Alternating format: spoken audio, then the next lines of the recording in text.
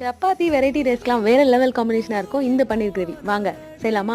இது செய்யறதுக்கு ஃபர்ஸ்ட் ஒரு பேன்ல 1 டீஸ்பூன் அளவு எண்ணெய் சேர்த்துட்டு பன்னீர் தேவையான அளவு போட்டு டாஸ் பண்ணி எடுத்து வச்சுக்கலாம். ரொம்ப ரோஸ்ட் பண்ணக்கூடாது. அடுத்தது அதே பேன்ல 1 டேபிள் ஸ்பூன் எண்ணெய், ஒரு பெரிய வெங்காயம், ஒரு பச்சை மிளகாய், 7-8 பல் பூண்டு, ஒரு சின்ன துண்டு இஞ்சி, கொஞ்சமா புதினா, கொத்தமல்லி கொஞ்சம் நிறைய ஒரு கைப்பிடி அளவு கொத்தமல்லி சேர்த்து நல்லா வதக்கிட்டு நல்லா ஆறுனதுக்கு அப்புறமா ஒரு மிக்ஸி ஜார்ல சேர்த்து கொஞ்சமா தண்ணி விட்டு கூடவே தேவையான அளவு உப்பு சேர்த்து நல்லா திக்கான பேஸ்ட்டா அரைச்சி எடுத்து வச்சுக்கலாம். இப்போ இன்னொரு பவுல்ல ஒரு 3 டீஸ்பூன் அளவு தயிர், 1/4 டீஸ்பூன் மஞ்சள்தூள், 1 டீஸ்பூன் அளவு தனி மிளகாய் தூள், 1 டீஸ்பூன் கரம் மசாலா, 1 டீஸ்பூன் ஜீரகத்தூள் சேர்த்து நல்லா கலந்து தனியாக எடுத்து வச்சிடலாம். அடுத்தது ஒரு பேன்ல 2 டீஸ்பூன் அளவு வெண்ணெய், 1 டீஸ்பூன் சோம்பு, ஒரு பட்டை, ஒரு பிரியாணி இலை, அப்புறம் நம்ம அரைச்சி வச்சிருக்க பேஸ்ட் சேர்த்து அது கூடவே தண்ணி அலசி ஊற்றி ஒரு 2 நிமிஷம் சிம்லேயே நல்லா கொதிக்கட்டும். இப்போ இதில் நம்ம ரெடி பண்ணி வச்சிருக்க தயிர் மிக்சரை சேர்த்துட்டு அதையும் தண்ணி அலசி சேர்த்து நல்லா கலந்துட்டு மூடி போட்டு மூடி ஒரு 5 நிமிஷம் நல்லா சிம்லேயே இருக்கட்டும். இப்போ எண்ணெய் பிரிஞ்சு நல்லா வந்ததுக்கு அப்புறமா நம்ம ஆல்ரெடி